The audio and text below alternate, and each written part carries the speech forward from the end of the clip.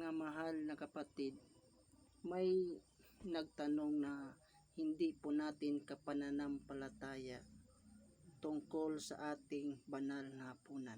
Ito po ang kanyang tanong.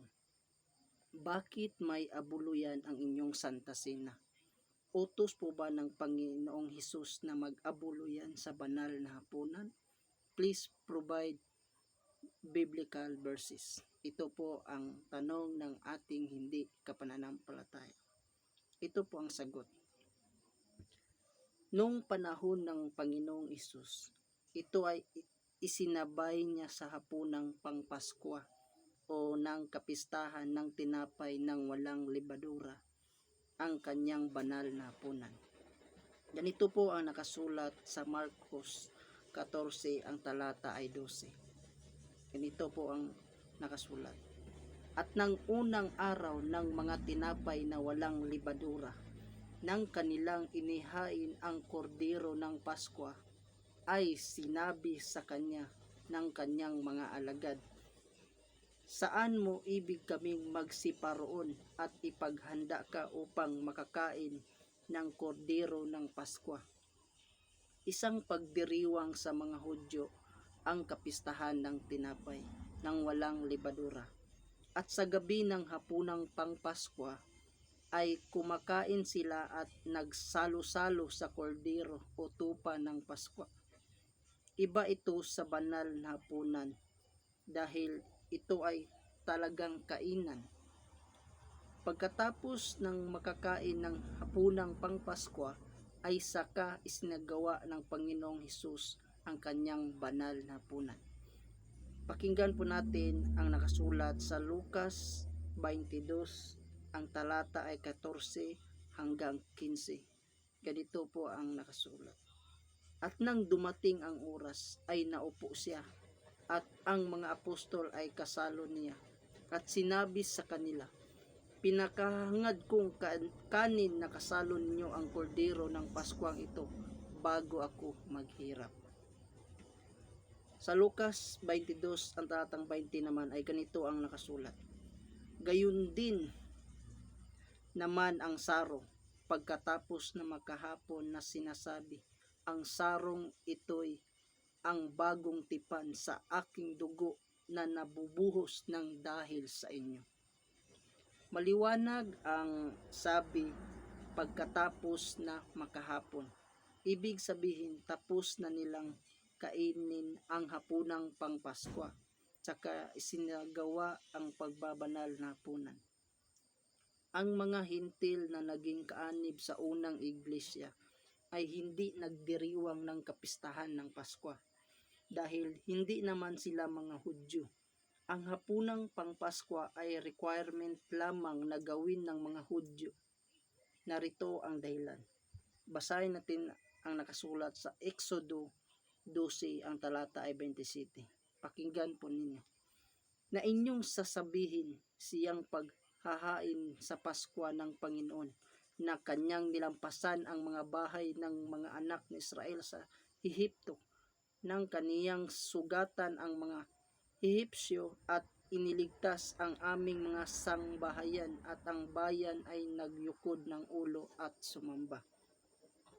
Ang hapunang pangpaskwa ay isang paggunita sa ginawang paglagpas na kung tawagin sa English ay Passover. Noong panahon ni Moises na pinatay ang lahat ng panganay at hindi nadamay ang mga anak ng bayan ng Israel kundi ang mga panganay lamang ng mga Ehipsyo dahil sa nilagpasan sila dahil sa paglalagay nila ng dugo ng tupa sa kanilang pintuan. Kaya sa dako ng mga hintil na hindi nagsasagawa ng hapunan ng Paskwa ay sa panahon ng pagtitipon nila ito isinagawa. Ganito po ang nakasulat sa unang Korinto 11, ang talata ay 20. Pakinggan po natin. Kaya't sa inyong pagtitipon, hindi banal na hapunan ng Panginoon ang kinakain ninyo. Ang bagong magandang balita Biblia. Sa talatang ito yung talatang na ibigay na ko na sa inyo sa nakaraan na kinagagalitan ni Apostol Pablo ang mga Kristiyano sa Korinto na nagsagawa ng banal na hapunan ng walang kaayusan. Na nakalang ito ay ordinaryong hapunan lamang na kaya isagawa ay para mabusog. Kaya niya nasabi na hindi banal na hapunan ang kanilang kinain. Pero maliwanag niyang sinabi na iyan ay sa panahon ng pagtitipon.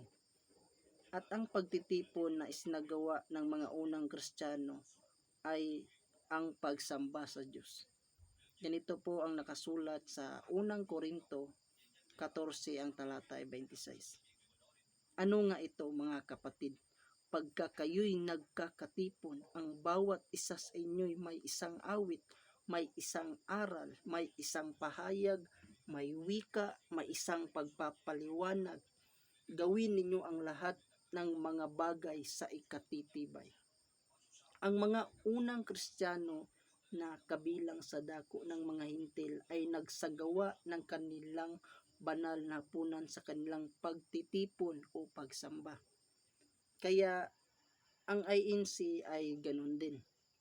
Isinabay ang banal na hapunan sa ating pagsamba. Gaya ng ginawa ng mga unang Kristiyano dahil tayo man ay hindi required na magsagawa ng hapunang pangpaskwa dahil hindi naman tayo lahing Hudyo. Ang pagsamba ang may abuloy, hindi ang banal na hapunan. Ganito po ang nakasulat sa Hebreo 13, ang talata ay 15 hanggang 16. Pakinggan po ninyo mga kapatid. Sa pamamagitan nga niya ay maghandog tayong palagi ng hain ng pagpupuri sa Diyos. Sa makatuwid baga ay ng bunga ng mga labi na nagpapahayag ng kanyang pangalan. Datapwat ang paggawa ng mabuti at ang pag-aabuloy ay huwag ninyong kalimutan, sapagkat sa mga gayong hain ang Diyos ay totoong nalulugod. Sa panahon ng pagpupuri sa Diyos, sa panahon ng pagsamba, ginagawa ang abuluyan. Isinabay lamang ang banal na hapunan. Walang abuluyan ang banal na hapunan. Nag-aabuloy kami sa pagsamba at hindi sa banal na hapunan. Sana po ay naintindihan ng hindi natin kapananampalataya na ang ating pagbabanal na hapunan ay wala pong abuluyan, kundi ito ay isinabay lamang ang abuloy dahil sa pagtitipon na dapat tayong mag-abuloy sa panahon ng ating pagsamba. Sana po ay naintindihan nyo at maraming salamat po at pagpapalain po kayo ng Diyos. Magsuri po kayo sa loob ng Iglesia ni Cristo po.